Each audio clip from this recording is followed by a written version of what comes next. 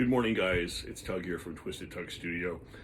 This morning we are going to take a look at a few of the heads that I made for my private collection. As you can see, we have a special guest star today. This is Regan from The Exorcist, Linda Blair. We'll just start right with her. This was actually a foam cast that they did for The Exorcist that I got a hold of. It was a pink foam cast of Linda Blair's face. It was a little larger, I think, than they would have liked. They didn't use it for the movie. They went with other ones that I'm sure you're familiar with. But I got my hands on this, and I had a field day with it. So I painted it. I'll try to see if I can get some more detail here. Bring her up close. She's even got her little nightgown on there. Painted it. Did the eyes. I found some acrylic green eyes to put in her for her, possessed stage. Rot in the teeth. Gave her scars that she got, thrashed around on that bed in the movie. And she came out really great. I had her attached to a big mannequin here, but I kind of, just for room purposes, I kind of disassembled her to show you guys today. So that's Linda Blair.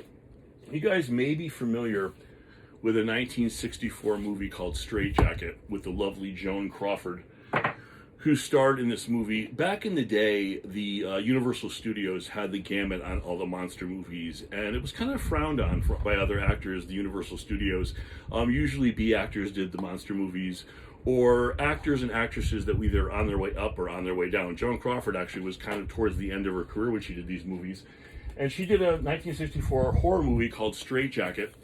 This is Joan Crawford here. With, believe it or not, the Diane Baker played her daughter. You might know Diane Baker from The Senator in The Silence of the Lambs, who has the kidnapped daughter. And in the first scene, Joan Crawford finds her husband cheating on her with his new lover, and she takes an axe, as you probably know, and chops their heads off. Her husband in that movie is Lee Majors, who would later play the $6 Million Man in Mary Farrah Fawcett Majors. What they did for this movie is there's a scene at the end of the movie where they needed a mask of Joan Crawford. Somebody's trying to frame her for the murders and wears a Joan Crawford mask. I got a hold, believe it or not, of one of the foam versions of the mask, which was basically a life mask of Joan Crawford.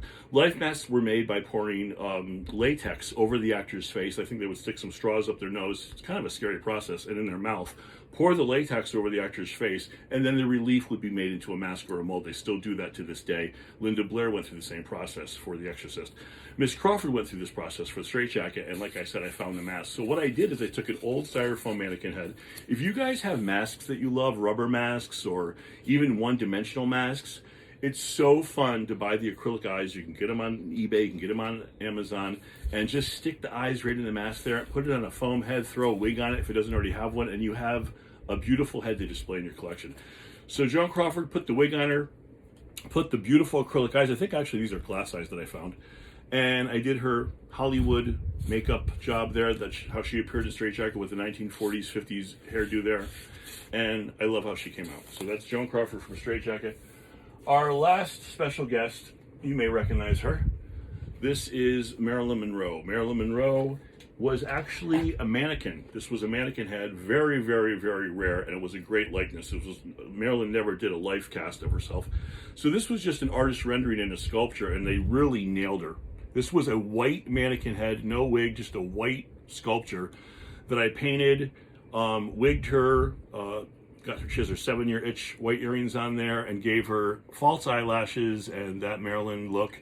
There's a lot of different ways Marilyn did her makeup, and this was the one that she was in. Gentlemen Prefer Blondes, Niagara, How to Marry a Millionaire, the classic Marilyn.